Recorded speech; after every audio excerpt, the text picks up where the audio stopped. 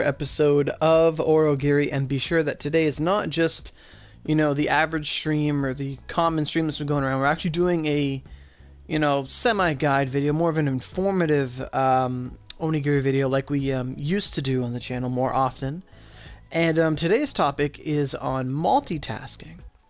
So, when I was thinking of things to do, I really was like, okay, I'm poor.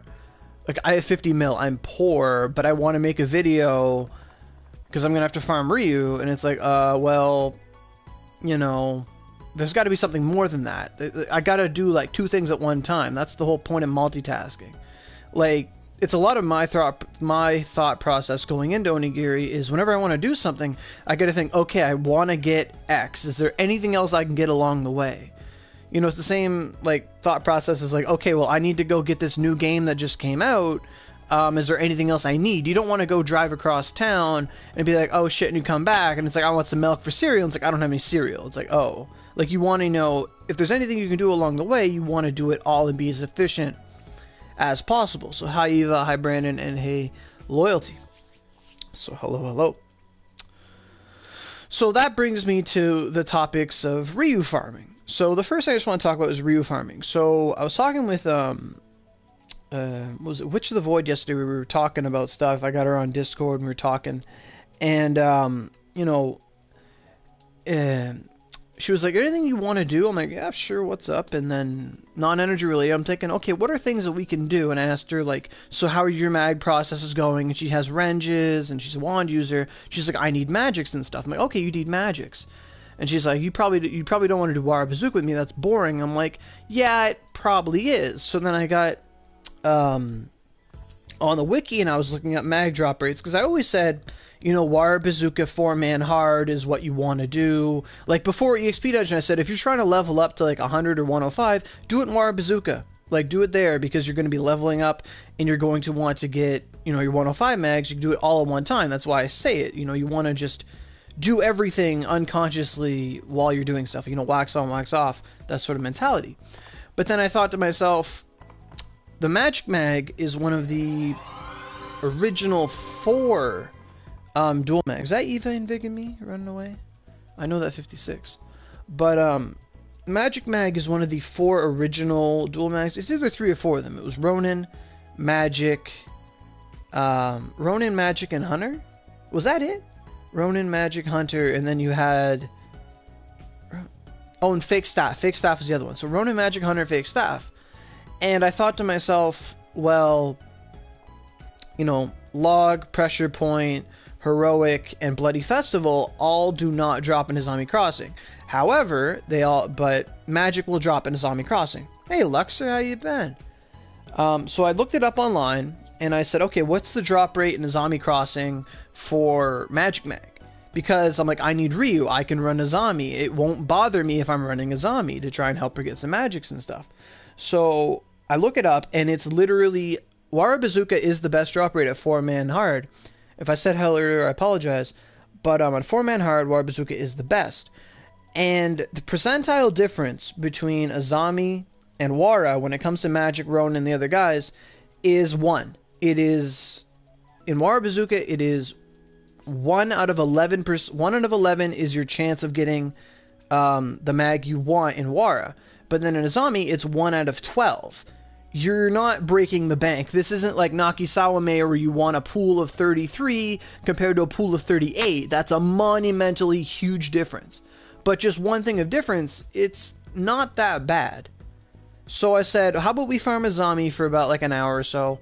And, I said for a bit. And because I'm like, I need Azami weapons. I need them to level up my... what's her name? Everyone's just saying yo.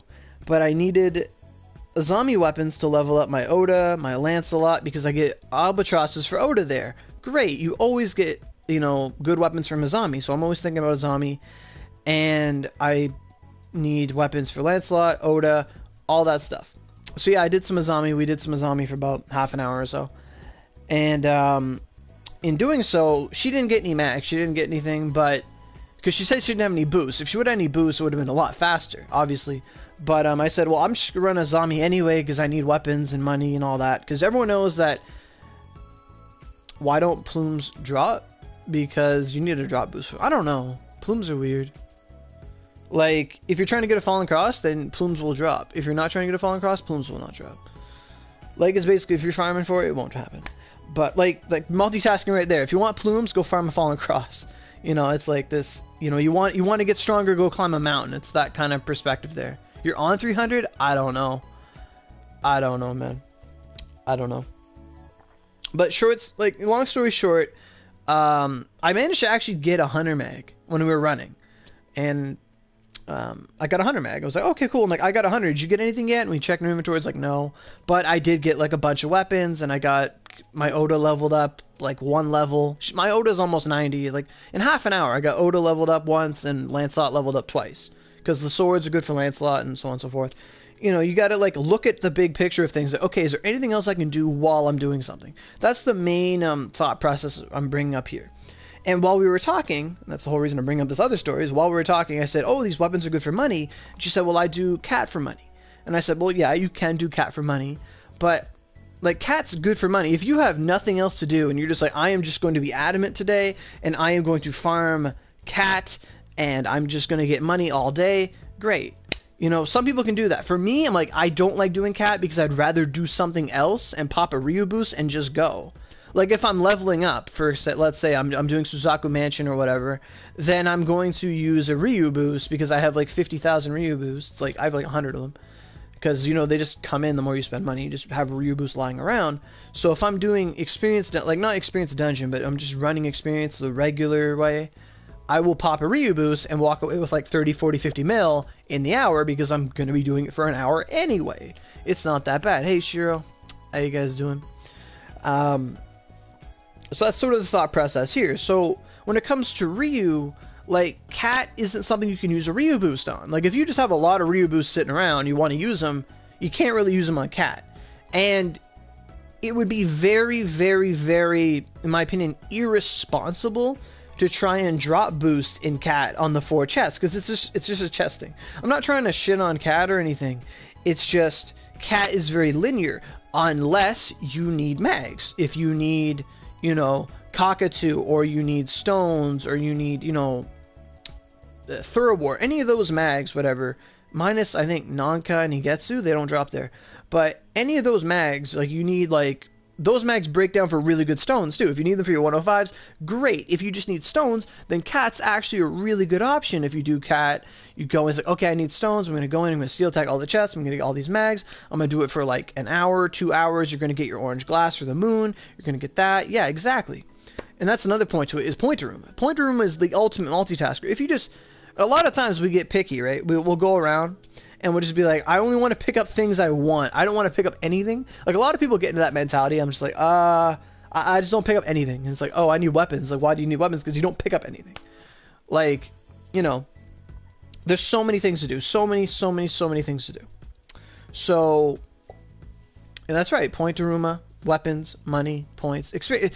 It's a little experience. The zombie, I looked at it, it's like 150,000. It is garbage. Never pick an Amar. Yeah, you get so many of those. So, like, multitasking is everywhere. Like, when I'm doing golden weapon hunt, like, it's everywhere. It is rampantly everywhere that I do this subconsciously. I do it, like, just without thinking. How many bodies are usually used for Neoterus? Like, 5. To my knowledge, all of the moon mags are not like old mags. They don't have a set, okay, you need like 3 people to get your pool this size for this to drop. It doesn't work like that the way in the moon. Like earth physics don't work on the moon, to put that in perspective. So, you know, you're in moonland now. On the moon, you just want as many bodies you can have. You want like 5. Why do you want 5? Because there's more mobs, therefore there's more chance that every little gray you kill in Dew Creek will drop a Neoteru. That's the basic thinking for that. Is cross still good on the moon? On normal, yeah. If you have a cross and you have 105s,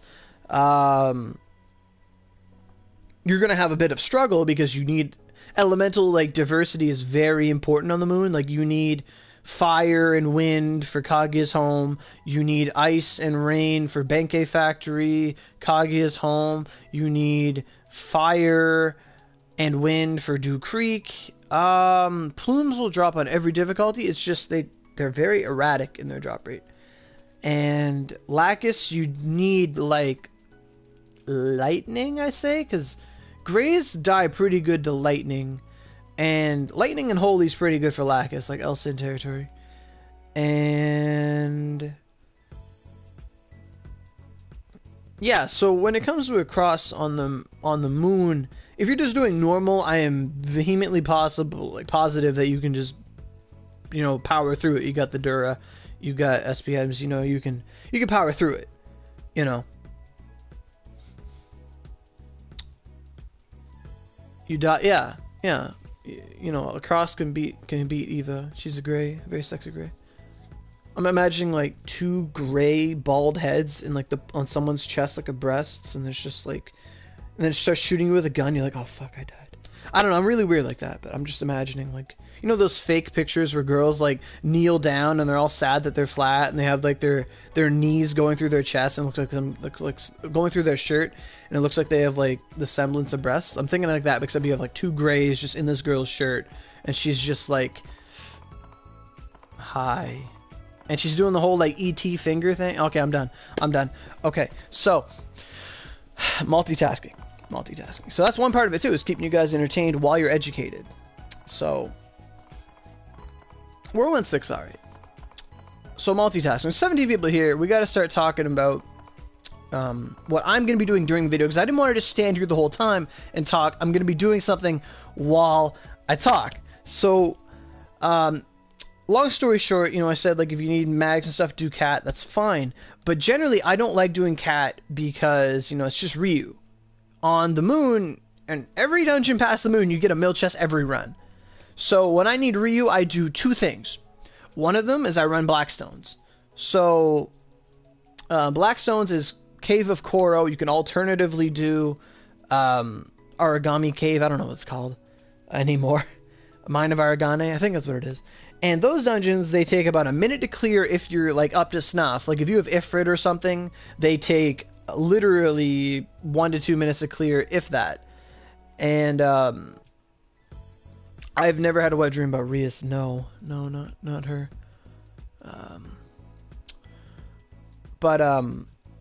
Yeah, I'll do those dungeons because every run I'm guaranteed a mill chest. If I do the Blackstones and I pop a Ryu boost, I get about close to 4 million every 2 minutes, which is really good. Because if I'm on a Ryu boost 300 and I just Ifrit and go through it, every Cerberus at the end drops about 1.7 million or something like that. Or no, 720,000. So 720,000 times 3, it's really close to 3 mil, and then you get a mill chest just for clearing every time, and you get Blackstones for whenever I have to go back to Lucifer and do whatever. So I'm just building up my Blackstone count while I do like an hour of Ryu like once a week or whatever. That's usually where I go. Now, alternatively, one thing... What? Wow. That's awesome. See, like, wet dreaming is amazing. Like, you're sleeping, you're resting, you're getting your, you know, your body spirits back up, and then your body's just, you know, keeping your brain occupied, you know. It's really good. Very entertaining. Very rough. I bet she would be, you know. She's like senpai in the streets, like demon in the sheets. I believe it. So we're 15 minutes in. That's 15 minutes, way too much. But when it comes down to Ryu farming, a new thing I've started doing is something Eva used to do for me if she wanted. I had a bunch of energy and I was like sleeping or something. I was away at work. She would just run some Kitoki for me on a Ryu boost. Now, there is a video by Oni Crew talking a lot about the places where you can go to farm Ryu and get the most Ryu in an hour and all this stuff. And it's an awesome video. Check it out if you haven't. You know, just go on the Googler, YouTube, like Oni Crew Ryu Farm. Lots of cool techniques there. They talk about Suzaku Mansion with Darumas, and they talk about the Golden Hunt, which I don't think Golden Hunt's any good at all. It's available on the weekends only. It's a dungeon you go in with like Coin Explosion and a Ryu boost, and you go in and get Ryu. And I think the only time you should ever do Golden Hunt is honestly if you are like, you have 2 Ryu, like you have less than 1,000,000 Ryu and you need to smelt something and you just don't want to do anything else, then go do that, because it takes Ryu, or it takes energy, and you don't want to use energy for Ryu when you could just go do Cat, or you could go do Cave of Koro, you know? Like, it's one of those things where, like, multitasking is like, okay, I can do this, but it's like, you don't want to use energy for it. Like, why would you do that? You could do it for free. Like, it's one of those things where it's like, why would you get that delivered? You live like 5 minutes from the store. My buddy does this every time. He complains, it's like, oh man, I get a pizza, but it's like $5 to get it delivered. I'm like, dude, it's a 10-minute walk. We live like beside each other. It's not that bad. You're gonna burn calories and then go eat the calories. It's how life works. Okay, so that's enough analogy. So with Kintoki's dungeon on a Ryu boost, you actually get a lot of Ryu. I think, and I'm going to be running it, that's what I'm supposed to be doing this hour, but I've been talking too much outside the dungeon with so much preamble, it's crazy. But I'm going to be on a Ryu boost just running Kintoki, because I want to talk about how they changed Kintoki, and how I want to show you guys how much Ryu you actually get from it, because I'm poor and I want to get Ryu while still talking about this stuff. So why won't Ronin drop? I haven't seen one since Echigo days. I can't get strong. You just got to keep running either Wire Bazooka 4-man hard or Azami Crossing 3 or higher. It can be 3 or higher, doesn't matter. But I've gotten 11, 12 Ronins. Like, I've just ran those dungeons and I got them pretty easy. You just got to do it. Hi, Micah. How you doing? So that's what I'm going to do. I'm going to pop me a Ryu boost here. And I'm going to show you guys how much Ryu we get. And we can just keep talking about everything you can multitask with while we run. So I think that's going to be some fun. Because, you know, Kintoki is awesome. So I should have a 300 in here somewhere. I have 14. I thought I had like 8 of these. Oh, I'm getting confused with EXP boosts. Okay. Because I'm like, I got to use these up. So Ryu boost. Pro tip, always use a Ryu boost before you use any other boost of any kind. Because Ryu is the least important thing. I gotta do a video about overleveling. You're absolutely right, I do. I've talked about it lots of times in videos, just bit by bit, but I've never just done it in the presence of EXP dungeon, because yeah, people can't get friendships and it sucks. I know. It's because I gotta answer all the questions.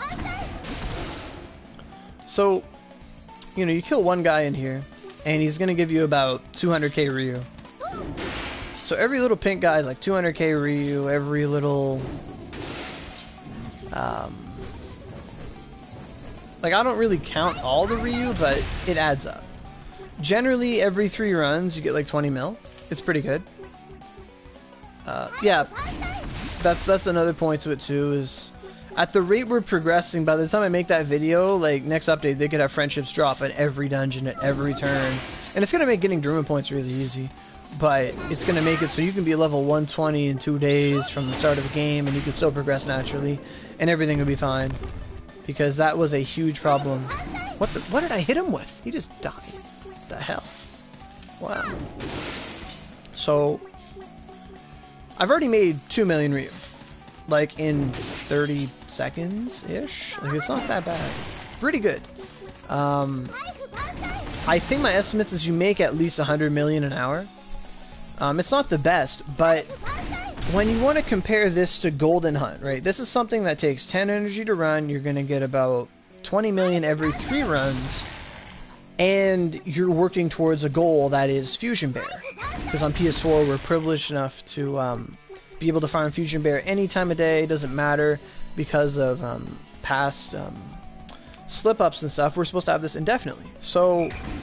Fusion Bear is like a big thing for me. Like, I've always talked about it, I've always praised it, but I've always like not just gone balls deep into it.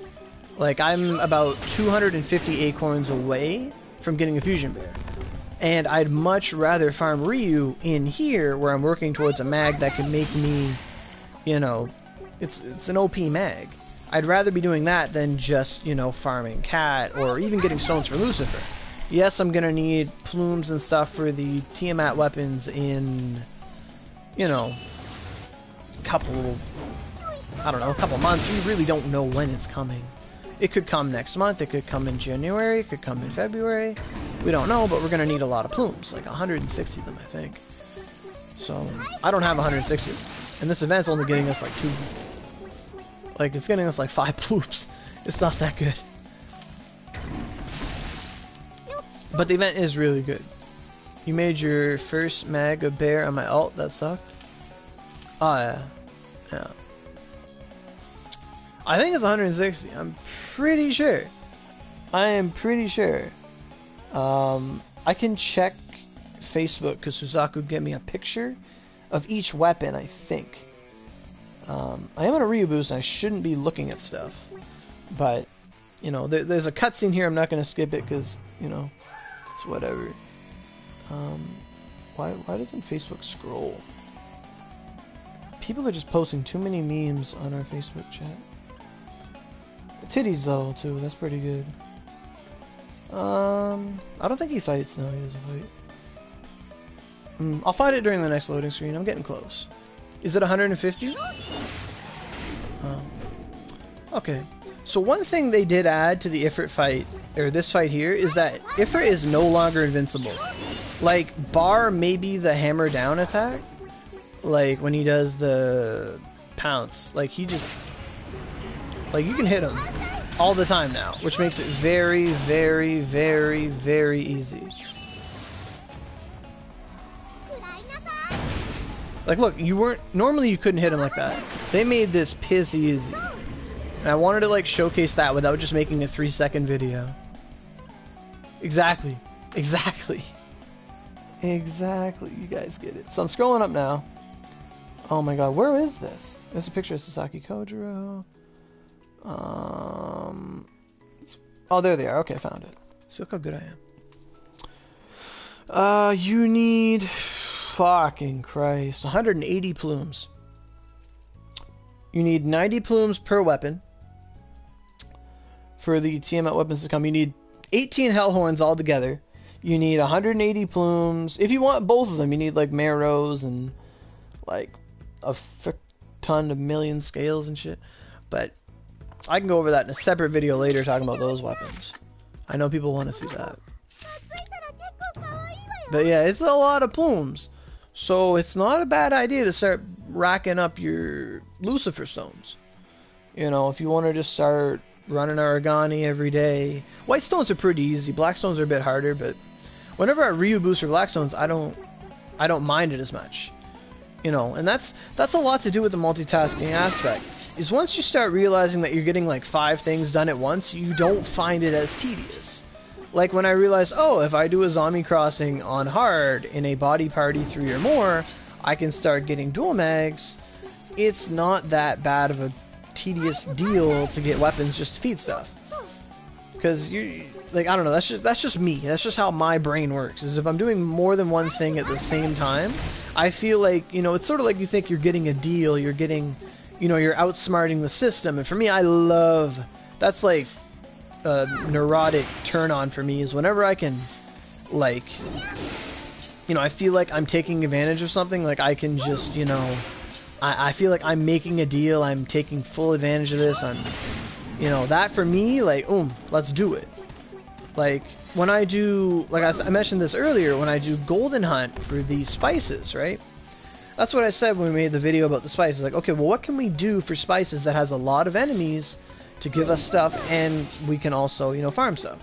So I said to people, you know, if you're farming Dragon Arcs and that's your thing, go do Dragon Arcs. Yeah, there's maybe like 20 mobs in it or not, but you're still working towards something. And you're getting spice, and you're getting Dragon Arc parrots, and it's going to be awesome. Me, I don't really need any of that stuff, so I just do Golden Hunt. Why am I naughty? Not naughty at all. It's only naughty if you're uncomfortable with it.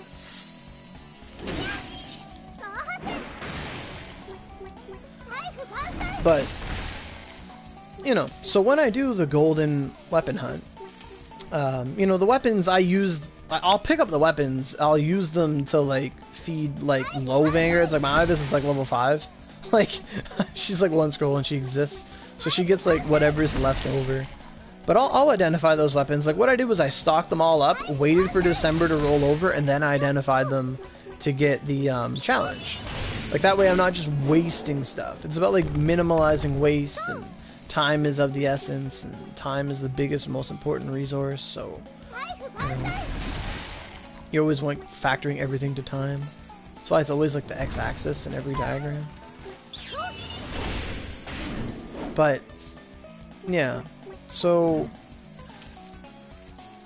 in Golden Weapon Hunt, what I do is, yeah, a lot of the times I will just use a Vanguard, but we got a lot of third class, nice. But I will use a Vanguard in it because my weapons take a lot of Dura, or like they cost a lot to repair, so I don't want to do that all the time. Yeah, I was the first L on PS4. Yeah.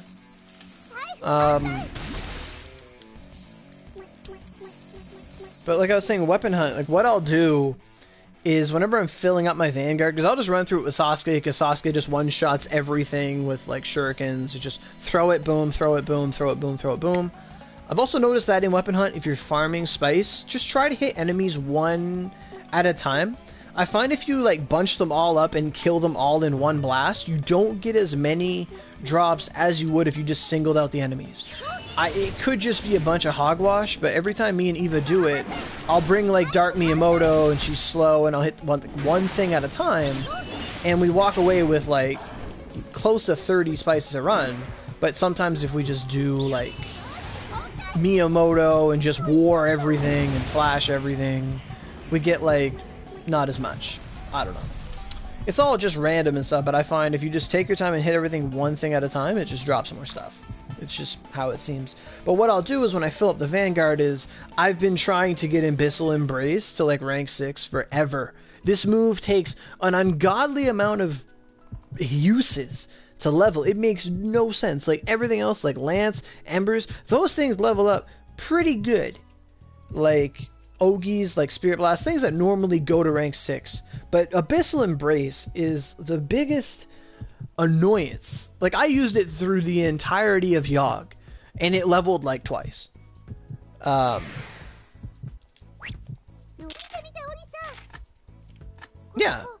So if you bow everyone each run about 45 a run. See, Elohim's doing it right there. That's the slow and steady wins the race. 45 a run. That's fucking crazy, man. Like that's you double dropping every single enemy, right? Or at least trying. Like you got your bow and you're R1ing like choo choo choo choo choo choo choo. That's what you're doing, right? That's awesome. If you have time for it, absolutely. And that just proves our little thesis here, our little hypothesis, that the more you spend on one enemy at a time. Like it's weird. Like I'll go up with Sasuke and I'll use Otadama and blow up the entire last floor, and I get like 2 things. But if I take my time and just like R1 everything, you get more. It makes little sense to me, but it works. So, and yeah, rank 6, it probably took you forever, eh, Botch? Like, yeah. Yeah, one at a time. So Botch didn't say like one at a time. 45 run, I'll have to try it. Like, but a lot of times I'm looking at it, it's like 2 a.m. and I'm like, I gotta use my energy. I will just zerg through it so that I'm not wasting energy. Like, that's the ultimate thing. You don't want to just be sitting on your energy and have it be wasted, right? Like, you want to just, like, think about stuff like that. Like, be, not really have a schedule, but just be, like, punctual with your energy. Like, one of Eva's favorite things is when she wakes up, or she gets on, and, she asks me to do energy for her throughout the day or something so it doesn't fill up. And she gets on, and she's got, like, 124 energy out of, like, 127, and she's like, or 128 now. And she's like, oh my god, yes, so close, it's perfect. And it was like that too when I went to work. She would use my energy for me when I was working the past weeks. I'm done now. But when I was working those 5 weeks, I'd come home, and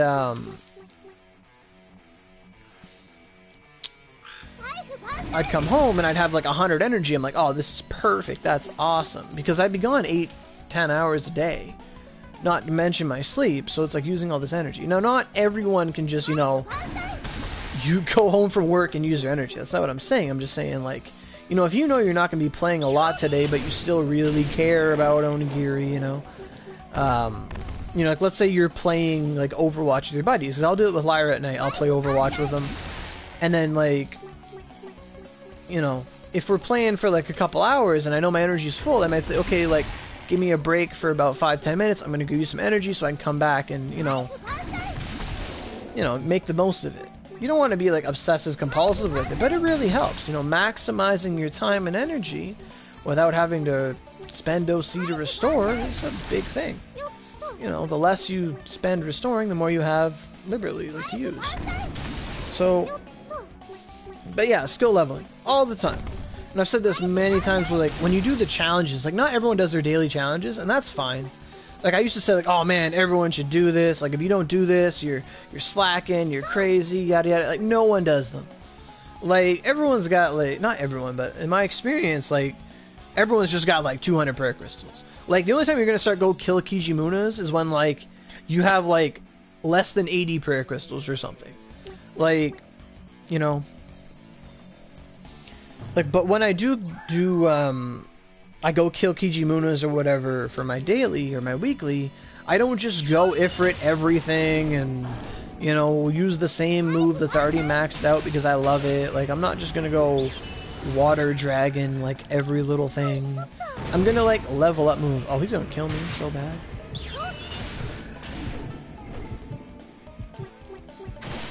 Fuck.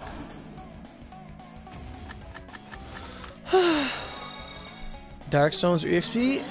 You always pick EXP because Dark Stones you can just farm and break Mongokus. Every time. Every time. Unless, of course, you just need Aidama for the sake of getting Aidama. Like, that's about it.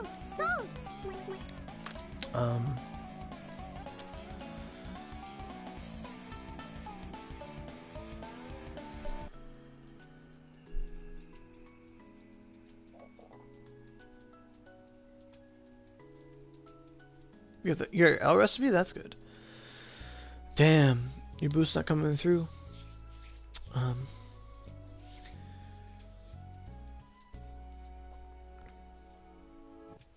Yeah, like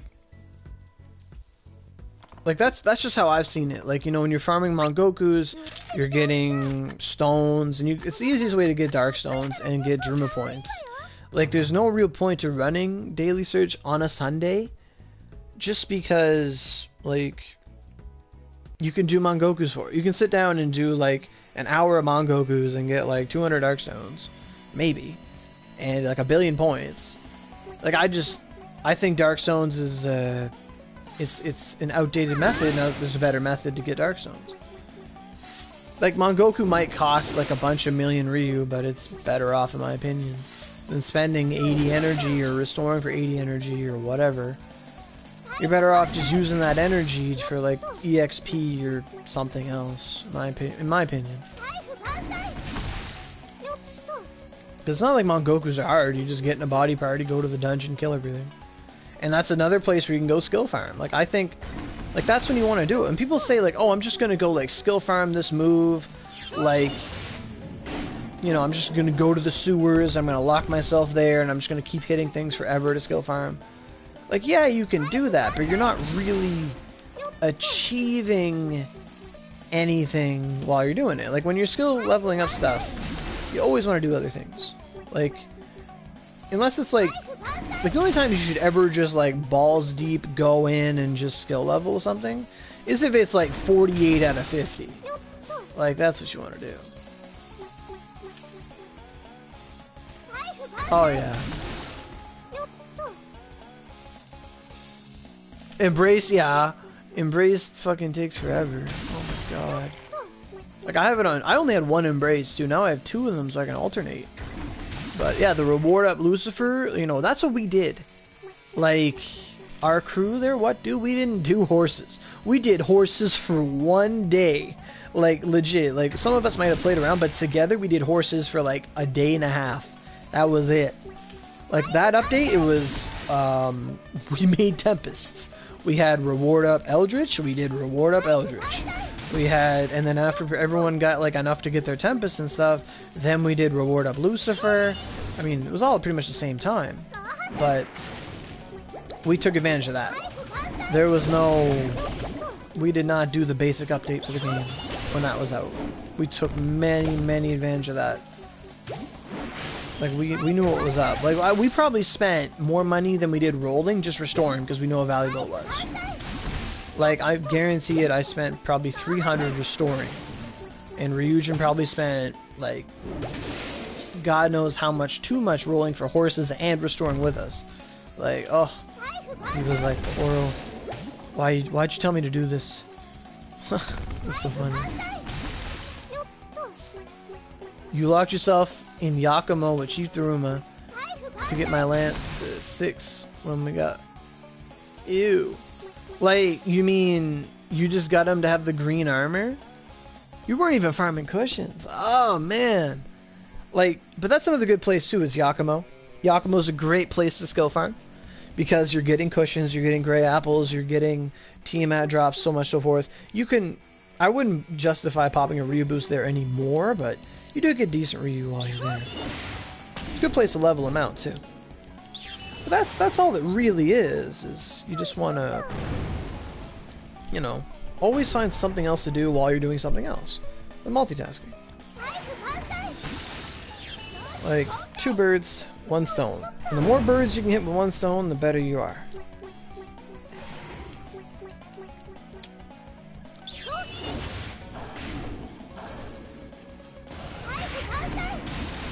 This is crazy that you can hit him all the time now. He's just a little big pussy cat and you can just hit him. I'm glad they made that little, like, subtle update, told no one about it.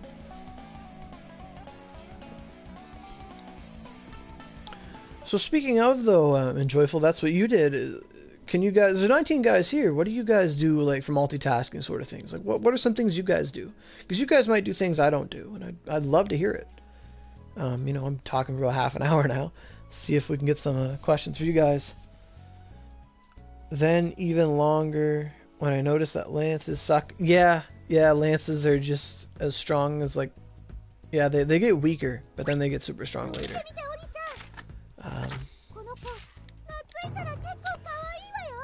Yeah, while I wait for you guys to put your input there, like I was saying with the Golden Hunt earlier, like Golden Hunt takes like, what, 20, 30 energy and you get, I don't know how many millions a run. I just think it's too one-dimensional, meaning like all you're getting there is Ryu. You might get like a spice or two for like the minute duration that we have spices, but I find Kintoki working towards a fusion bear, getting Ryu is just great. Like, I don't know how many runs I've done, maybe 4 or 5. I don't know how much energy I had, but we have made about 25 million Ryu. For those that are watching the Ryu or not paying attention, 25 million. Pretty good. I think it's pretty good. We haven't sold the 10k chests, like, it's whatever. But the Ryu here just comes. And the best part about it is if you want Fusion Bear, you're gonna run it anyway. So unless you're at like Ryu Cap or whatever have you, it's great to pop a Ryu boost here. Funny story is I was telling Suzaku about this. I'm like, oh yeah, we get so much Ryu here. I love this. And he made Fusion Bear like long ago, probably like 4 or 5 months ago maybe. I don't know if it was that long. But what was it? I told him, like, man, Suzaku, there needs to be more mobs in this dungeon. He has like the fastest time in this dungeon, I'm pretty sure. And he's just like, no. I'm like, yeah, we need more mobs. These guys give so much money. He's like, you're fucking crazy. He's like, you're masochistic or something. But at low levels, I ran Logos for experience and Ryu. It's an energy field bus? I guess so, yeah. That's cool. I mean, I tend to poop smaller Ryu boosts. Oh, pop. When I farm off weapons. Only to, yeah, exactly. Like, and that's the thing. Like, the hardest thing in this game to find is a Ryu boost. Like, to find a place for it is a Ryu boost. Like, Kintoki drop boost doesn't matter. Like, if you wanted... And the best thing about a Ryu boost is that it forces you to stay here.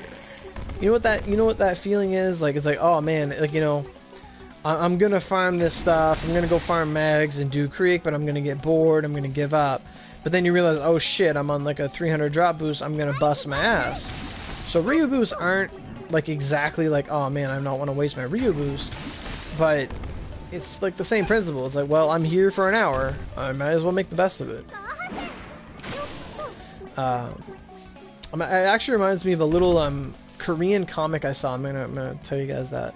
So in this comic, it's this guy walks into this establishment, and it's like a brothel, and it's a free brothel, and he's like, "What? It's a free brothel? No way!" And there's all these pretty girls in bunny dresses. They're like, "Oh yeah, come on in. It's free. It's free. Oh my god!" And this guy just loves it. And she's like, "Here, just come into this room here." And he goes in this room, and he's all excited. He's like, "Oh my god, a free brothel. This is amazing. Those girls are so pretty." And then he goes in the room, and he's all excited, and he's confronted by, like, this hulking, muscular man in the same, like, bunny outfits. It's all, like, stretched out, and you see his big bulge, and all that stuff. And the guy's just like, "What the hell is this?" He's, like, fucking devastated. And he's devastated, and he's just like, I'm gonna leave. And he turns around, and the door is locked. There's like this big key on it he didn't notice. And he's just like, "What?" And then the guy, the big burly guy in the bunny suit, turns around. He turns around, he sees him, and he's holding this key, and he says $50. So it's $50 to leave. It's free to come in, $50 to leave, and you just see his, like, internal gears in his head just going slowly and turning, and it's just like he's devastated, and he's just like thinking, and he's like, well, should I? Like, he's looking at the guy, and he's like, I don't want to pay $50 and just leave just to leave. He's like, he's thinking about it. He's like, well, this is still a brothel, and he's just like, well, I don't want to just pay $50 and not get anything. And he's thinking about it, and he's like having this big internal struggle, and it's hilarious. The comic doesn't end. You don't know what he chooses or not, but it's like the same principle. It's like, well, I'm already here, I'm on this boost, I might as well take advantage of it. Because believe it, from the people that farmed Kentucky, it is the most tedious thing. Like, Noel, he has one, he said it was the most tedious thing he'd, like, ever done. It was just so meticulous, because some runs you just get 1 acorn, you get 3 acorns. Like, after you get all, it's fun when you're trying to get the recipes. You go, it's like, oh, I got the brown bear, I got the gold bear, I got this, I got that, this is great, I'm so happy. And then it's just like, okay, I've got like 20 fusion bears, I've got maxed out of these friggin' white drops, and nothing matters, and you're just running it, and you're like, I don't want to restore, I'm doing this, I have to pay attention. It's like, ugh, so tedious, so annoying. But when I do it, and I'm just like, oh, I'm getting, you know, Ryu, I'm working towards this mag, it gets a lot easier. You know, it's like, well, I'm here anyway, right? Like, I'm not just gonna go bail and go do something else or whatever. And that's sort of like a, not a multitasking, but it's a way to force you to do your work. Like,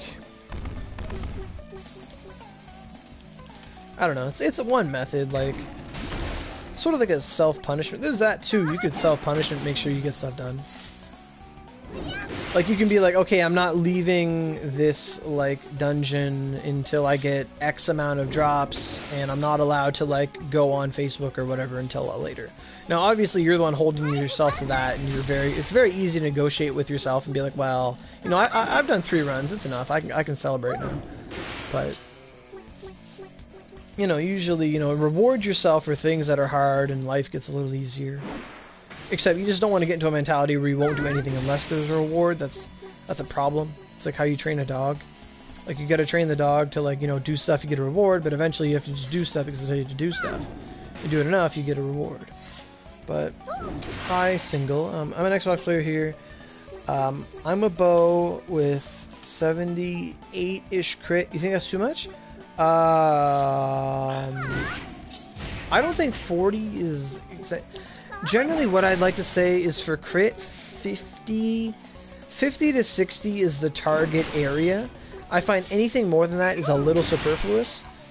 I think anything higher than 75 is pretty too high in my opinion, but 78 is fine. But the reason I say that, and why End is saying the same thing, is there comes a point where, you know, you have so much crit that you're critting every second hit anyway. That's the mentality of it. You want 50 crit because you're either critting or you're not. That's just how it is. You can never always crit unless you have like 95, and even then it can't go past 95, so you're still gonna run into instances where you're not gonna crit. So, like, as a bow player, like, I don't know what you're running, but you're an Xbox, you're a bow player, like, I don't know, do you have like 4 mangoes with faded? Like, I don't know what you're wearing. If it's attack stars or crit on it, fantastic, that's great. You know, you did glory. That's awesome. Kaguya did good. I just got fucking 8 by a Shunaman. It just died. No death screen. But like, what mags do you have? If you have 78 crit, like what is it? Is it 78 crit on attack stars? Is it 78 crit on mangoes? Is it 78 crit on a pineapple? 3 attack stars and a Mekon? That's really good. Okay, that's great. That's awesome. So, what's on the Mekon? Like, is it the attack stars that have all the crit, or is it the Mekon that has all the crit? Because 3 attack stars, 70 crit, that's really good. Yeah, that's great.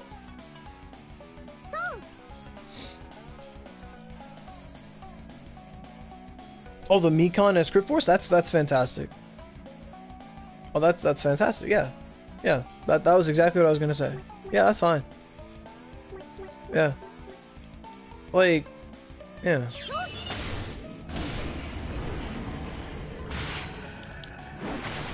Yeah, that's fine.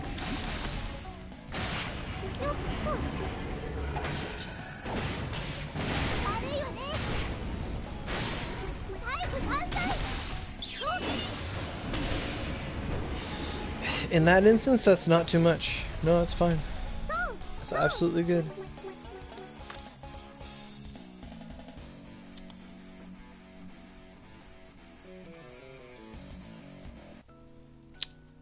And Xbox doesn't have Vanguard accessories yet, do you?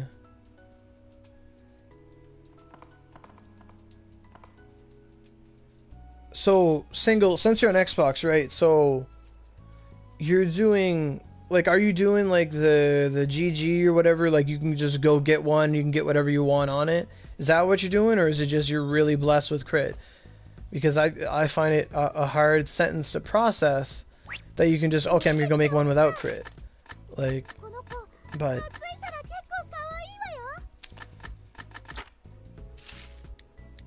like, I'm just wondering what you got at your disposal. Is it just, it is what it is, or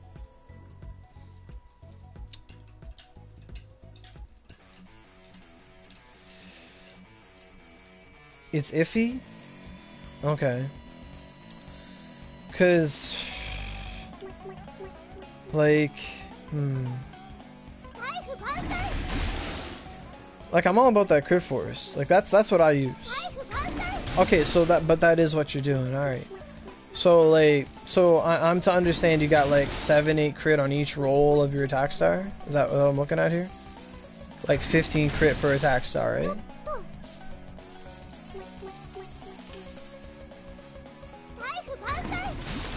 He has garbage drop rates. I mean, yeah. I mean, what isn't garbage drop rate?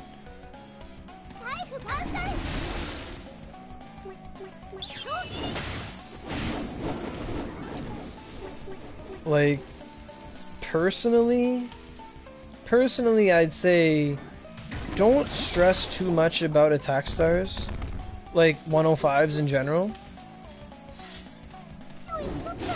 Oh, you have Avenger on monsters on 2 of them. Oh. Okay, well that. Yeah, okay. So how much HP do you have? Because that's the main difference between Avenger on monsters and Faded. Is Avenger on monsters is a lot of crit, but Faded's where you get your HP and stuff. I think HP is really awesome. Especially late game, you need at least like close to 20k, I'd say.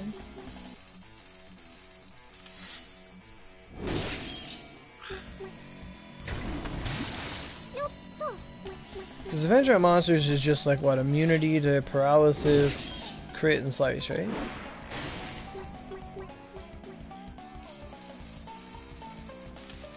Like, it doesn't have HP on it? You have 10,000-ish? Okay, yeah. That's pretty standard for bow. It's squishy level.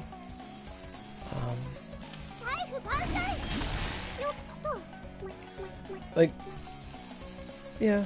But what I was saying is I don't stress that much about attack stars, is that in the natural progression of your evolution, you're going to go from, you know, 105s to 117s, you know, whenever you get seals and stuff. And, you know, Xbox is getting updates, we can see, so you guys will get events that give you seals, very common, but it's going to be a long time. Personally, I don't like to get caught up in the whole attack star, like the 105 area. I mean, when I was there, I made 6 of them, and I'm really glad I did, because you need to make a lot of fuse in your time. But I didn't get too hung up over 105s, because if you want to look into the super future, hi Sarah Rose, like if you ever get to Tempest range, where, you know, that's where I am at now, you don't ornament a Tempest, especially if you're going 3 Tempests. It's just so powerful and so strong that you don't ornament the Tempest, and you learn to live off of like 40 crit. Like that's what I have, is like 40 crit all the time. Because I have Vanguard accessories, they each give me like 10 crit and a bunch of attack, and like, I don't know. Like at the end of the ladder, you just have like no ornamentation. You have like ornamentation on like 1 mag, and that's it. But then before that, ornamentation is like everything. So it's this weird little balance. Like it's just, I don't know.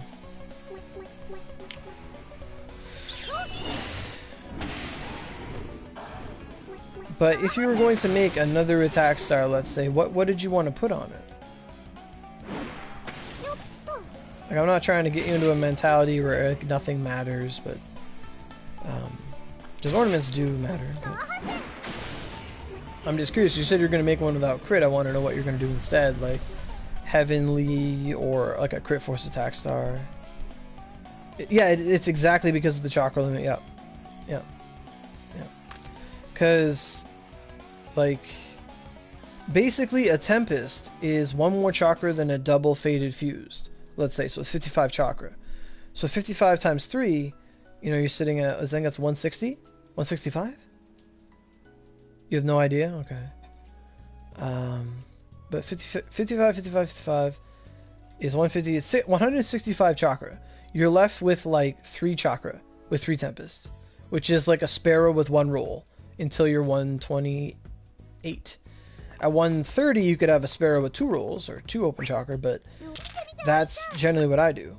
You have 35 crit for 4 knowledges. Ew. But, you know, it is what it is. Did someone rush you through Izumo? If you want to rush through Izumo, get a Ice Cedar Spear and Ice Blossom everything. You'll be fine. Because it comes with Ice Blossom 4, and that's like the strongest move you'll have. But that's my personal approach to Izumo, is get an Ice Cedar Spear. That thing will carry you through. I don't know how much affinity and stuff matters, but that weapon just always carried me through Izumo. Your wand? Yeah, I mean, Fireball and stuff works too. I was sleeping, your stream played by itself. Oh, nice, DBX. Nice.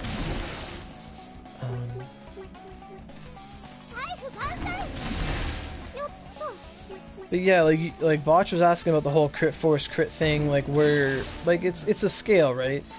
Like you can have 100 crit, but if you have no crit force, like you're not taking full advantage. Like I would sooner run 50 crit with like 300 crit for. Oh my god, fucking nut. But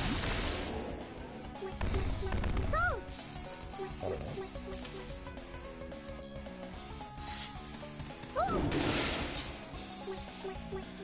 So if you have, you know, if you're GGing, right, you're getting like the perfect rolls, I would personally, if you have 2 with like really good crit, I would just have another one with crit force on it. Oh my god. Like, if you could get, you know, 29, 30, like 25 plus crit force on an attack star, that's a 35 crit force mag. And you have enough crit from the other mags, and you have a double, like, you'd have Like if your Mikon's really good crit force, you're getting to be at like fused level crit force with 105s. Well, you'd have 30 from the 105s, and then 30 from the Mikon, and then another 30 from the attack star. So that's 200, 230, 260. That's Tempest crit force. That's Tempest levels of crit force. That's actually really good. That's what I do. I'm a big crit force guy. Like that's my thing. That's what you had. Nice.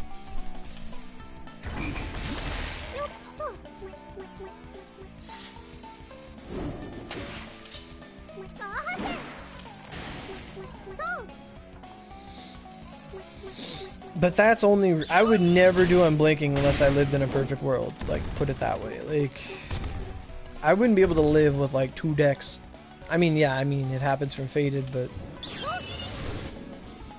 unblinking is very, it's risky, but it's also safe, but it's, like, weird. I mean, yeah, if you want to spend 3 days ornamenting it, but I'm not a big... Like, Heavenly, like, I think Heavenly's better on a 4th mag. And it's situational. Like, yeah, you have all this extra rain, but if you're doing a dungeon where rain doesn't work, I'd rather see you have the crit force. You have a 14/14. Avenger on monsters. Star is... I don't know, Star... Oh, attack star, okay. And Mikon with only 1 Avenger on monsters and Holy. Yeah, I'm trying to make a fusion berry, yeah. But I'm also showing that you can get a lot of Ryu on a Ryu boost while you farm it. But yeah, that's a pretty strong, crazy build. I just find that there's a point where crit... Like, you can have all the crit in the world and all your hits double damage, right? Like, that's what crits do. But why crit force is crit force applies to every single one of your moves, right?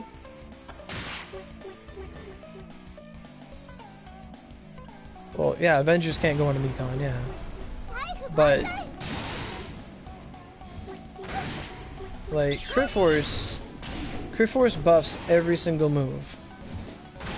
And what crit force does is every time you crit, you're doing like an increased number of damage. Fuck.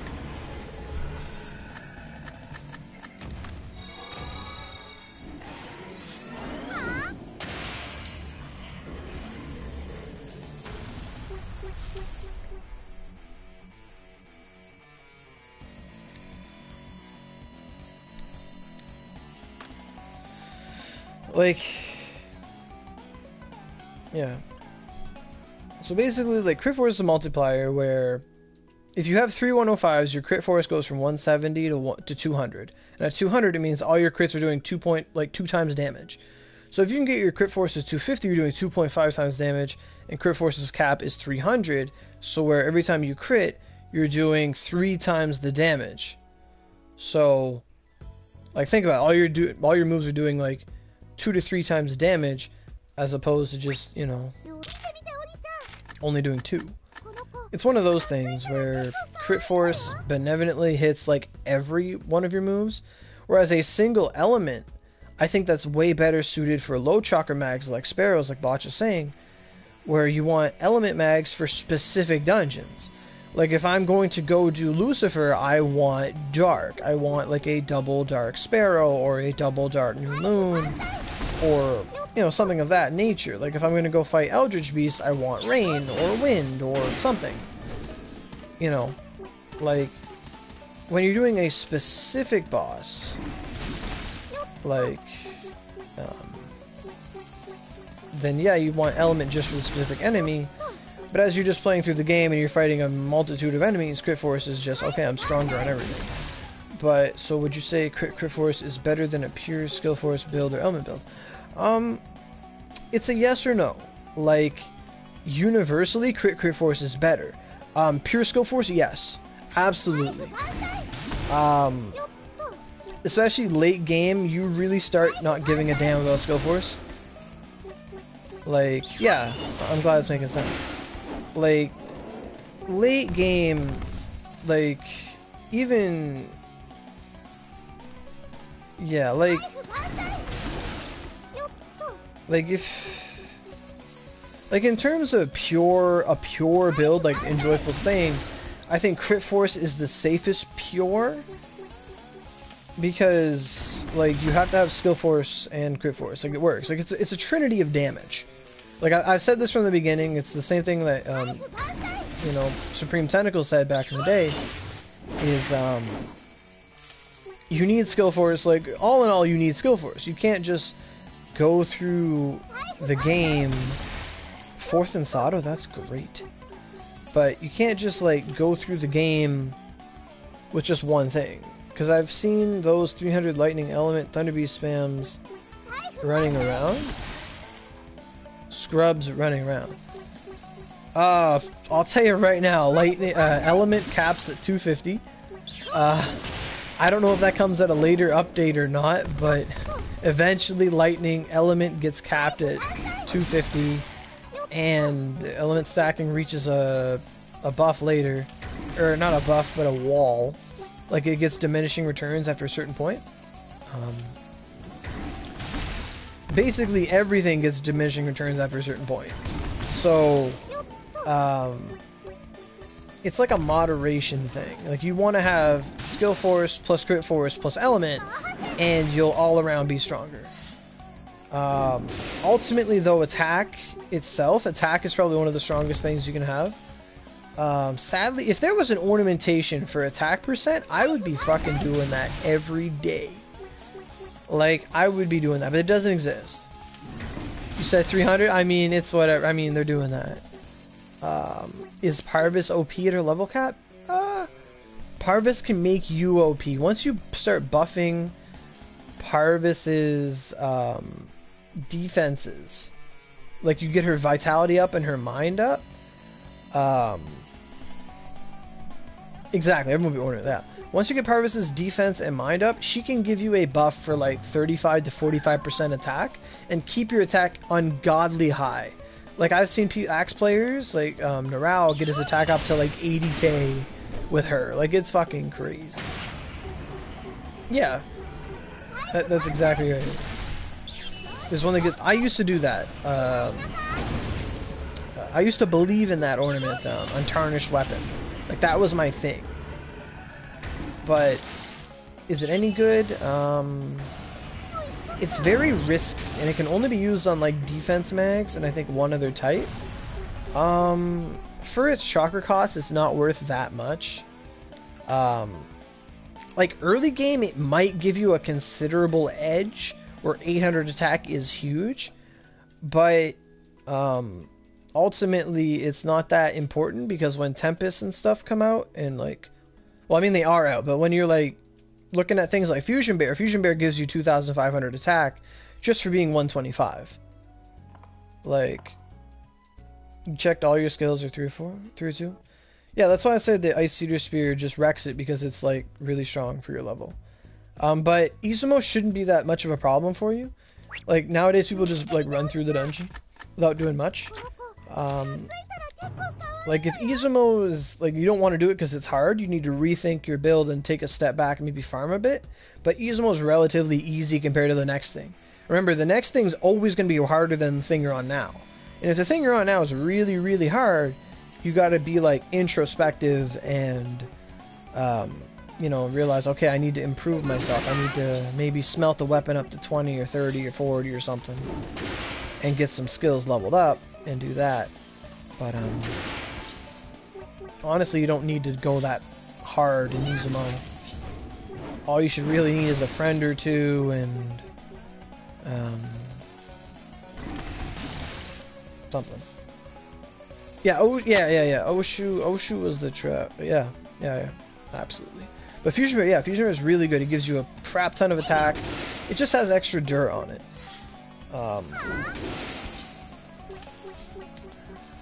I don't know, like so Bosch wanted to talk about like Crit Force versus Skill Force and Element versus Skill Force, all that stuff.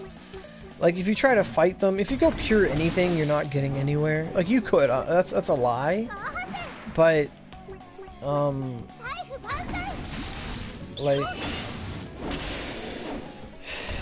Like, yeah, if you have 200 of an element, you're going to go destroy whatever's weak to that element, but you can't just go in there with like 4 Mocha Mags and be like, I have 200 fire, I am so OP. No, you're not. You're not. You're not going to do a damn thing. Because the equation is that all of your element, like skill force is the base thing. Like if I look at Kintoki's attack, Cup Crush, it has 1685 skill force. And then the more rain and wind that she has is going to buff this move by a certain number. It's a bad example because it's a multi-element thing and it's weird. And I don't know the numbers, but let's just say Water Dragon has 700 skill force. Water Dragon is water, 70% water, 30% pierce. And you have 100 rain, because we're going to work with nice, easy numbers.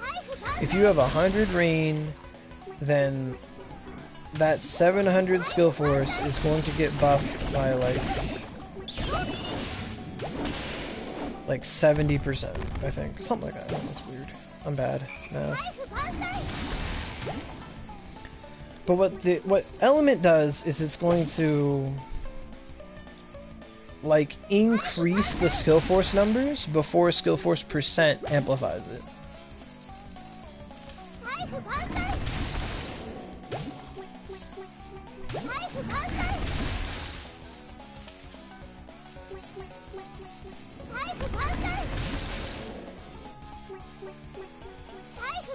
So you're saying best orders you could do if you don't care about fuse would be Avenger on monsters times 2 Yggdrasil, Unblinking, Heavenly Shield.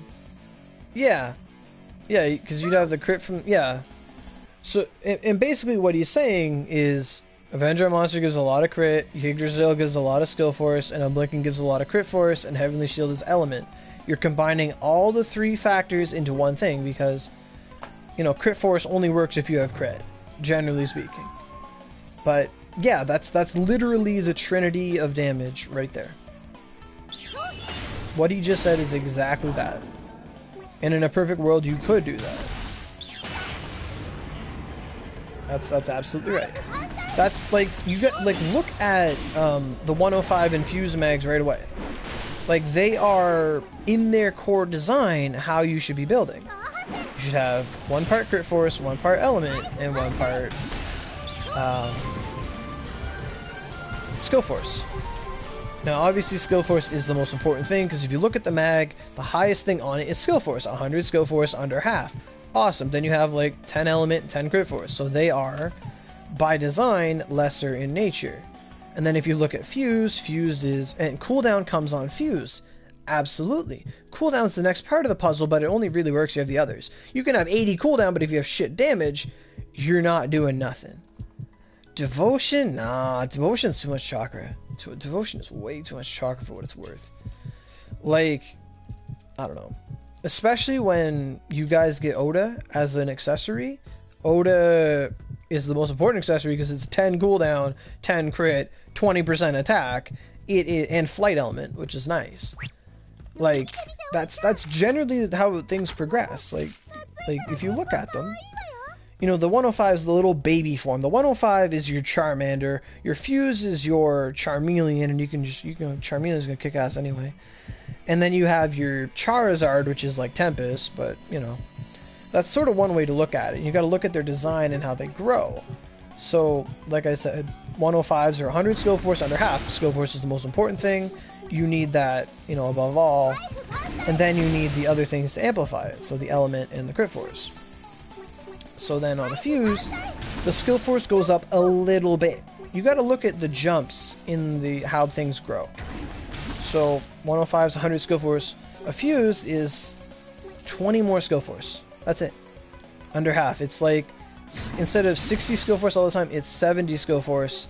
And then it adds, I think, again, 40 or 50. I think it's 120. I haven't used a fuse in a long time, so pardon me. But no. A devotion is like 5 fucking chakra. But yeah, like, so fuse, you only get a little bit of skill force going from 105 to fuse. Then you gotta notice what goes up. Crit force and element go up. The element gets tripled. element from 105 to fuse, element gets tripled. So your element goes from being 10 to 30. So now you have 30 lightning. Wow. That one fuse is now as strong as... It has the same element as 3 105s. And then the crit force gets doubled. But the skill force only goes up by 1/5. Like, a fuse isn't 200 skill force. It's 120. So it only goes up 20%. So if you look at those increments, it's basically teaching you how to build, if you think about it. So, like, it's telling you that when you have 3 105s, you have 300 skill force. At 300 skill force, you can do anything. That's fine. If you have 300 skill force, you're doing good. You're doing good for yourself. 400 or higher, that's great. If you're aiming for, like, if you're having, like, this battle between having 500 skill force and 450 skill force, it's not going to do you as much good as having, like, another 20 element. Honest to God, the element would just supersede what you're doing. That's how I like to look at it. So as we were saying, element gets tripled on a fused, crit force gets doubled, and then cooldown is added. And why is cooldown added? Because that's more damage per second. That's more DPS. That's the DPS element, so that you don't need multiple weapons to switch between for your cooldown, so you can just keep hitting the enemy. It eliminates that need. Although it's nice to have multiple weapons, you can just lance, but the cooldown comes in, and it's the next level. But, you know, the element gets tripled, the crit force gets doubled, and skill force only goes up 20%. So that means the game's telling you that at this level, the skill force isn't as important as the others. It's great to have more skill force, absolutely, but it's not going to make or break you. Definitely not going to break the enemies having 20 more skill force. No way. No way.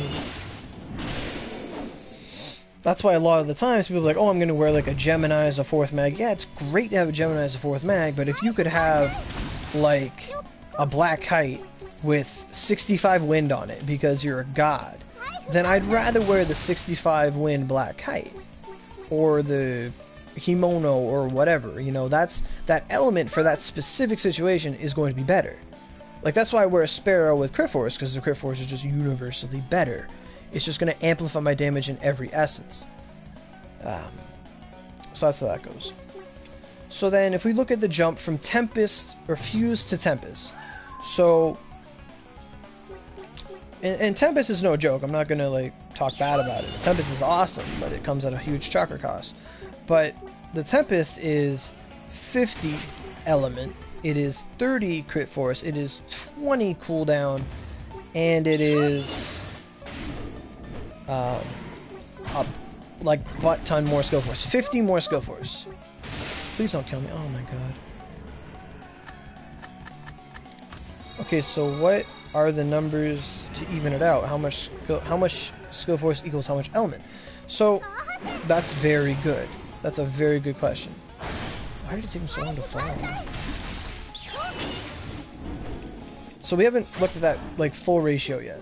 So, and I wish I was plotting this stuff down on like a calculator or something, because I'm all just keeping track of these numbers in my head. So I apologize for it, because this was supposed to be like a multitasking thing. Like, I'm not exactly was prepared for this, but I love it. So let's compare, you know, 105 to Tempest real quick. So a 105 is 100 skill force, Tempest is 170, so it goes up 70 skill force, almost. It goes up 70%, absolutely. So then element goes up. Element goes from 10 to 50, so a 5 times multiplier. And then crit force goes from 10 to 3, 10 to 30, so it goes up 3 times multiplier. So you have 70%, 5 times element, and then 3 times crit force. And then you have, from the fuse, you have 10 cooldown, and then the cooldown jumps to...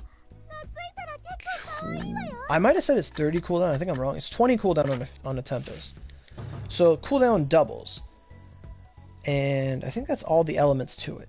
But then at the Tempest level, it shows you the final part of the, you know, the trinity of damage. You know, crit force, skill force, element.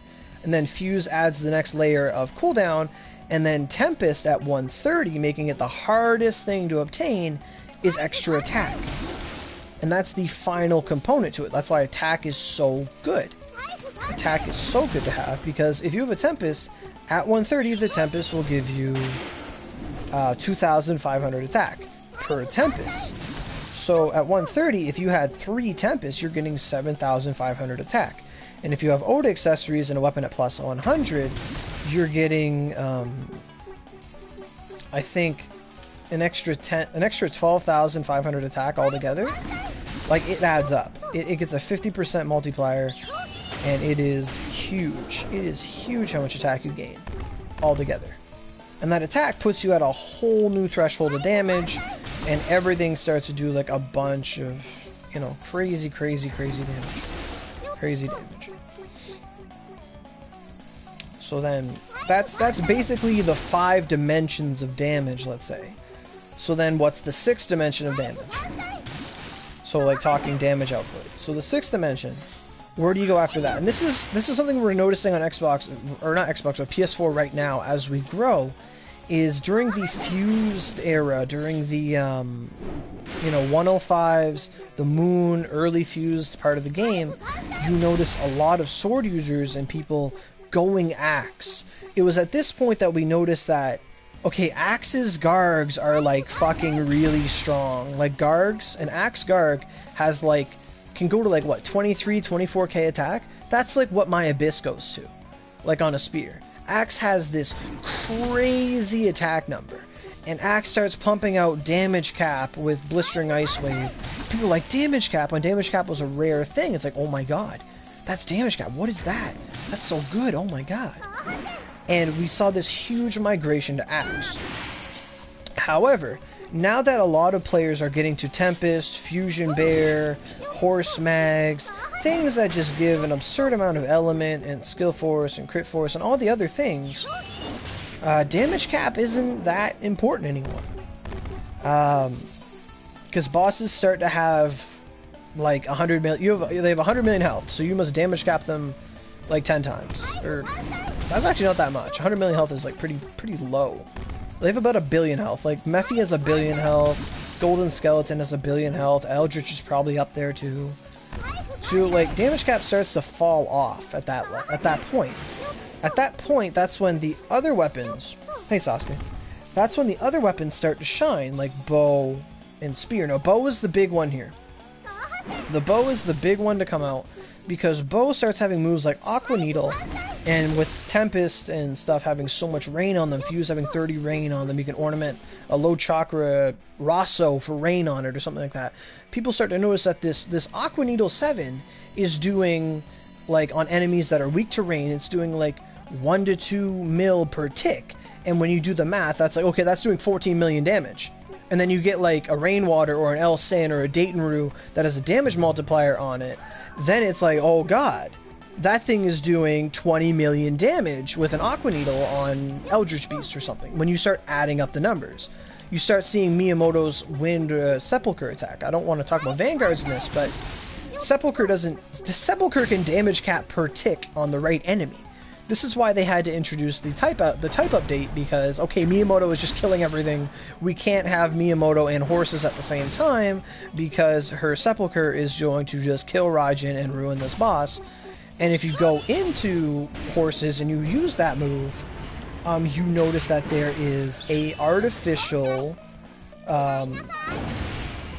barrier, an artificial damage cap in those dungeons, especially with Yogg, where Miyamoto starts doing, she has a hard cap of 1/3 of her damage, and she can only, with Sepulchre, do 2.9 mil or 3.9 mil a tick, whereas the game is saying your damage is cut in half. You have so much element going for you right now that if there was not these systemic barriers in place, you would be doing 40 million every Sepulchre.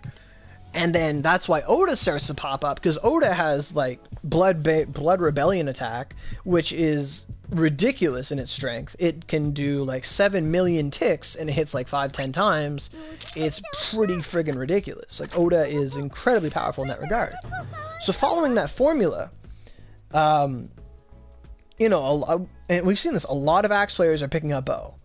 And it's not just because they can hit Kaguya in the air. It starts with that. People start to see, oh my god, this is great in Oni mode. But Bow has range. Bow is safe. But the biggest problem holding Bow back was that Bow was very hard to build early game, right? Like, Bow, you had to get your watermelon, you had to get, you know, pineapple, mango, melon. All these mags were, nothing for Bow was handed to you except for like one melon in story. Whereas Sword and power types and Odachi and Moon and all that, everything's pretty handed to you. Spear especially had literature and stuff. So following that trend, you know, Bow was very weak. It has a very low attack. I think it's the lowest attack physical weapon, where Wand and Staff are lower. Bow is like the third strongest attack in that regard, I want to say. Like, you have like Axe, Odachi, Sword, Twin, and then you have Spear, and then it's Bow, Wand, Staff, in base attack settings. So then, but as our weapons keep growing, and Bow has Oda accessories that put their attack higher than Sword, putting it higher than Spear, putting it really close to Axe, people start to notice, well, holy fuck, Bow has really good cooldown moves too. Bow has the best Dark in the game, as Cursed Arrow, Restriction, Geki, and Sublime. Oh, that's at my boost right now. Damn, this is a good topic though. I'm almost out of energy too. So then Bow gets to that point where its attack is really high, its attacks have really low cooldown, and you can use triple Cursed Arrow with knowledge mags, and you're doing like 5, 6, 7 million, boom, boom, boom, boom, boom, boom, boom, boom, boom, boom, boom, boom, boom, boom, boom, boom, boom. Give me an invig, boom, boom, boom. You're a Gatling gun at that point, 80 cooldown, and you're just going in. And this is the same for most of their moves. You have Blaze Sanction, the fire move covered a huge Bow weakness. Was Bow had the shittiest fire, like aerial blitz is garbage, like it was lacking in a lot of areas. But then you give it not aerial blitz, but Blaze Sanction, Aqua Needle, Icicle Storm, Cursed Arrow, like all these instantaneous moves that can't miss and just have all this rapid fire potential.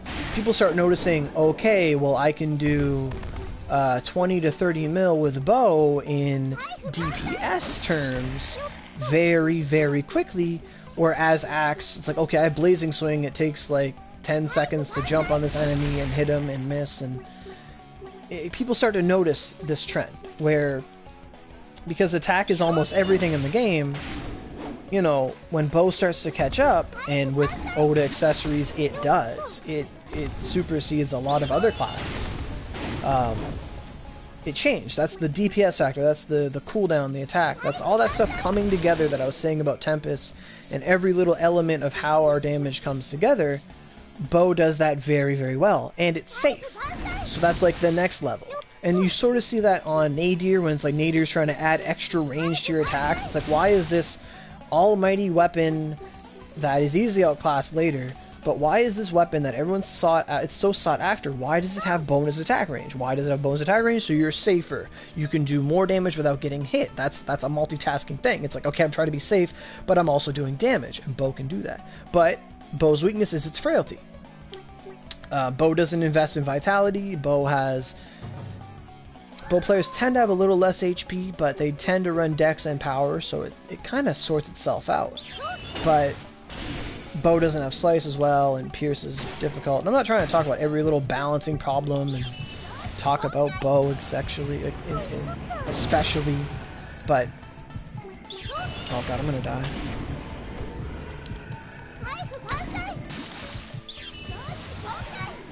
But that's what I've noticed, is that this DPS factor, this safety thing, like all that stuff is where it's all going to come together. And I'm not saying you should invest in Vit, because Vit only really shines at like 125. Like, I have 20,000 natural HP. Like, it was not like that early game. Like good Fated would just beat it, but later at like the upper levels of like 126 plus, your HP just starts growing exponentially and you have no idea why. Like they find it's like, oh shit, those Vit guys, let's give them more HP. So like I'm pretty sure at like 130 I'd have like maybe 22k HP base, I'd say, but you know, that's a different thing. But that's generally what happens, is when you have all these little damage factors and attack being the most powerful one and people don't really notice it till later. It's like, why is Axe doing so much? And it comes down to the multi-hit thing, where single hit, it's great to have a single hit move that does damage cap, like Verdant Storm, Weight of the Earth, things like that. That's great. It feels nice. Okay, you did damage cap. That's awesome. Now to go do it 1,000 more times to kill this boss. Fuck, right? And that's the whole multi-hit element where Spear especially, people watch me and they're like, oh my god, your Spear, your Whirlwind Thrust is doing 2 million a tick. On the Gakuho on Mephi, I could get it to do 3 million a tick if I got the triple damage. And then triple damage starts to come in, and you have weapons like Supreme and Fallen Star and Dayton Ruin L, the ones I've talked about earlier, and soon it'll be Tiamat, where they can just do bonus extra damage, and it's better to have multi-hit moves, so you see it appear more and more and more and more and more. You just start seeing this cascade, this coming together in this pyramid of damage that keeps adding layer after layer after layer after layer. And it ultimately comes down to, well, single hit's good, but it's better to have just a bunch of moves you can use all at one time that multi-hit and do a bunch of damage. And like things like my Whirlwind Thrust can out DPS my Verdant Storm. Like, yeah, it's great to have Verdant Storm just go and hit something for 9-11 mil, whatever. But if my Whirlwind Thrust is doing 2 million a tick, and I can get the triple damage on it with the Gakuho, whatever, Whirlwind Thrust, and Whirlwind Thrust is doing 13 million every time, then that's awesome. That's 13 million. You're breaking damage cap. And then you have Miyamoto's Sepulchre, and Vanguards take advantage of this too, and it goes on and on and on, where it gets from this point where it's like, okay, well, how much damage can I do with multi-hit moves, and so on. Like Water Dragon, I've had my Water Dragon do millions a tick, and it's like, well, that's like 12 million damage, you know, and it goes on and on and on. And that's where element matters, and crit force matters, and all this stuff matters, and ultimately skill force. So to finish that off, like how much do you need of each single one? I've talked about how good it is in each little section, but where does it end, right? Where do you want yourself to be? So if I change mags, I will crash. I know that for a damn sure. I've been playing this game for an hour and a half. That's way too long. The game's like, whoa, get off, go outside, do stuff. So right now my build is actually like what I use for Oni mode. And this might be the best example of how you should look late game. Because there's a lot of people that will say, well, you only need 2 Tempests, and then you can wear 2 smaller mags, and that's good. It is a good build. It's not a terrible build. 3 Tempests is very limiting, but it's just this overall, I'm going to go in and do damage, and if I need lightning for something, then the Thunderquake Tempest, 3 of them is awesome. Wind, same thing. But when I do Oni mode, this is what I go in with, because attack doesn't really matter. But we did Oni 11 the other day. So I had my Tempest, and each Tempest is, and they do, I forgot that Fuse give you a secondary element.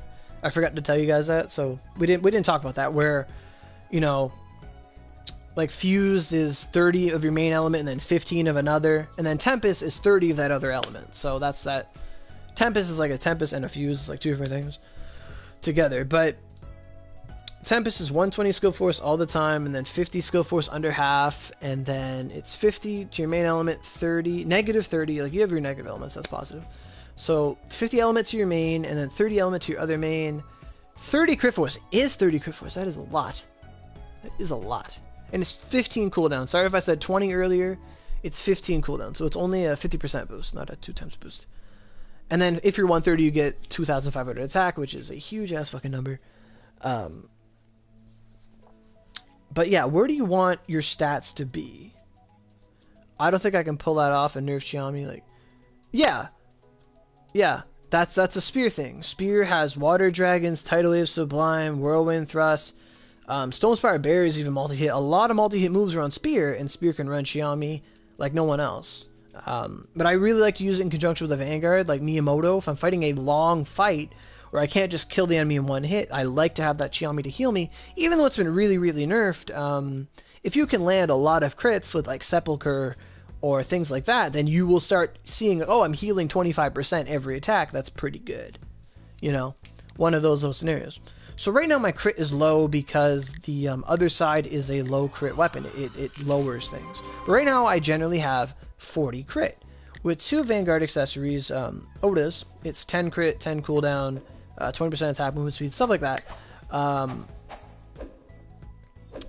With the 20 quit, I turned like Brooklyn for a second.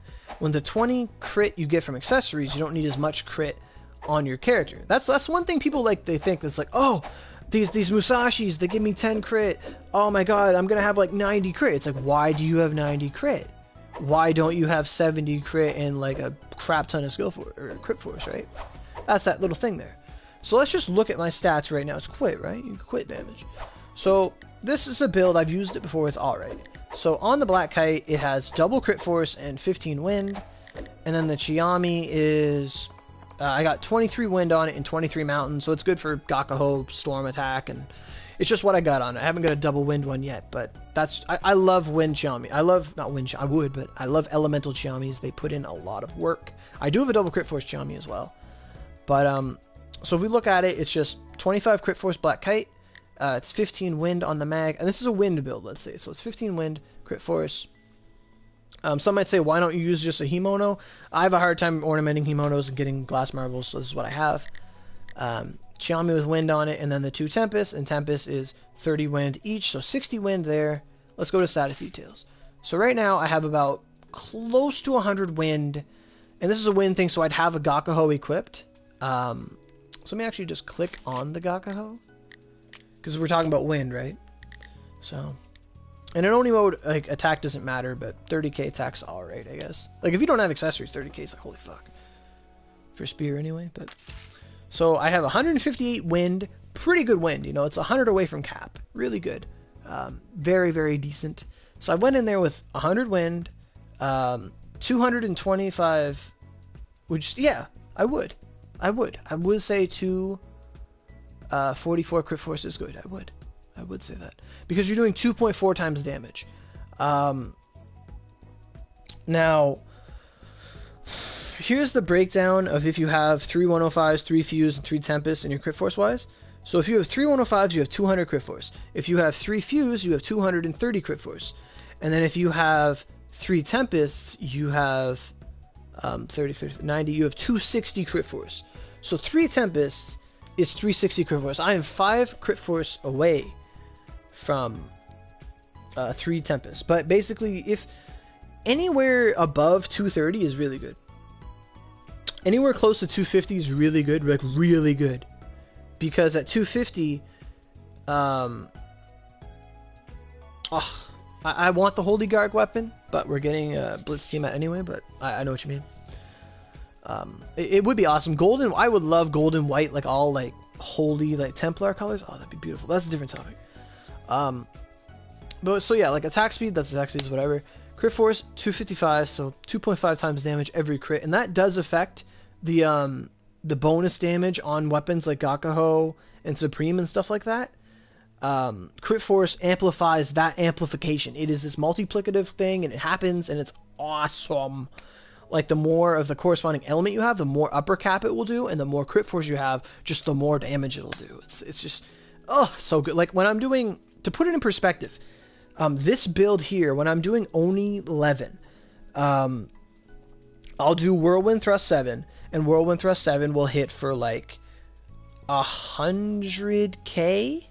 Like, I think, now, I might be wrong about how much I do non-crit, but I think, I know what it does with the triple damage, all that stuff. I love that number. But it'll do about 100k a tick of Whirlwind Thrust, and then crits like close to 200k-ish. He has a bit of crit force resistance, so it's a little less. But then when I get the damage multiplier on the weapon with a crit, I start seeing 500k damage. So I'm seeing 5 times my base damage with this build. So that should have some bells going off your head. It's like, why did one tick of this attack just do the equivalent of 5 ticks of this attack? Like, that's what it is. That's like the Oni mode perspective. In Oni mode, that's what this is going on about. I could raise crit force in place of lowering my crit. Yeah. Yeah, exactly. That'd be fine. 65 is great.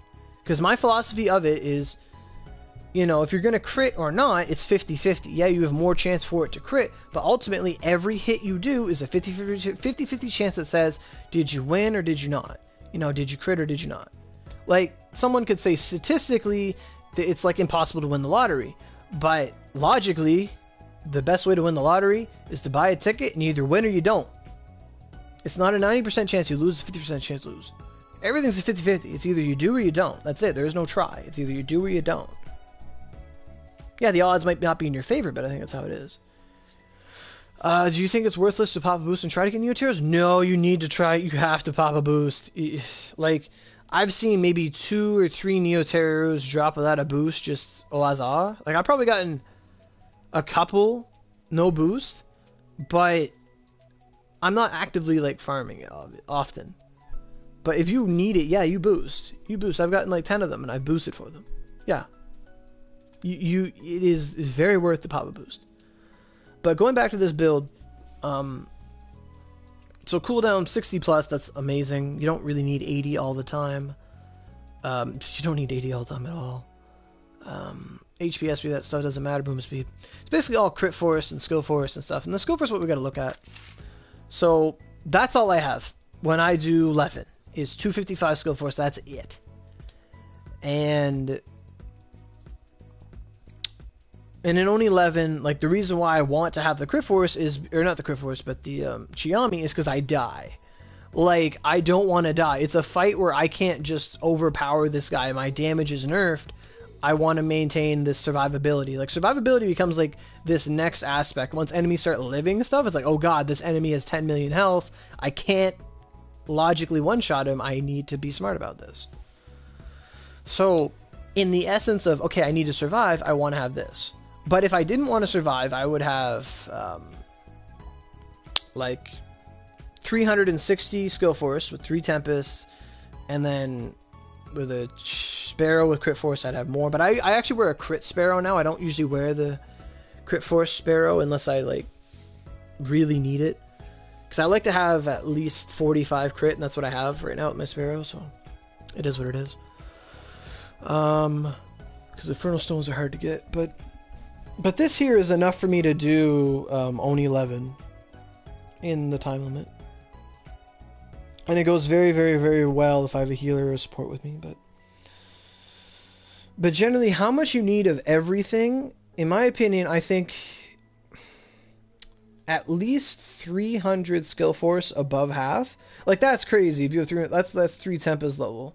300 skill force above half. Like, if you have 2 Tempests and 105, that's when you revert the changes to the night sky and break damage cap when 10 mil HP enemy. Yeah. But basically, how much I'd say you need to have of each element. Now, obviously, the best answer is cap of everything, of every aspect, but that's impossible. But I'd like to say crit force, anything, like you need at least, like minimum, you need at least 200 crit force, minimum. You're not doing yourself any favors. But where you'd comfortably want to be is 230 plus crit force, 250 ideally. If you can get to 250 crit force, that's awesome, because that means if you ever go into like Dark Miyamoto or Ho-Oh or Lancelot, or not Lancelot, but what's her name, Valkyrie, they would have 300 crit force because they give you a bunch of crit force when they swap. But you would be at cap crit force with them, and it does a lot of damage. But crit force, you want to be around 230 to 250 ideally. Anything more is great if you can get away with it. Crit, you want to be at least 50 plus. Skill force, you want to be at least, you want to be as close to 400 as possible, under half. But over half, anywhere close to 300. 300 to 400 is where you want to be for skill force. I don't think 500 skill force doesn't matter that much, because your weapons are going to give you like a bunch of skill force late game anyway. Like Supreme gives you like 50 skill force if you're like at a certain health level. It's really good. Like a lot of weapons just end up giving you skill force. Like Other Side, if you can get an Other Side, it's like you equip this, you have 100 extra skill force. Like if I were to just use my Other Side, I'd have 355 skill force. And that's just how it is. And I'll tell you that in Leffen, if I switch to the Other Side, the Other Side is going to give me that extra 100 skill force. I have 355 skill force in that dungeon, let's say. I'm still doing less damage than with a Gakaho that gives me extra element and triple damage. It just, skill force does not outweigh that so long as you have a foundational skill force. So 300 to 400 skill force is where you want to be. Crit force anywhere from 230 to 250. And then element. Element is iffy because it's all ornament based, but now assuming you can maintain all of this stuff, it's really hard to maintain all of it at the same time. Usually you have to sacrifice bonus crit force for element, and you have to rely on the crit force on your 105 Fuse Tempest.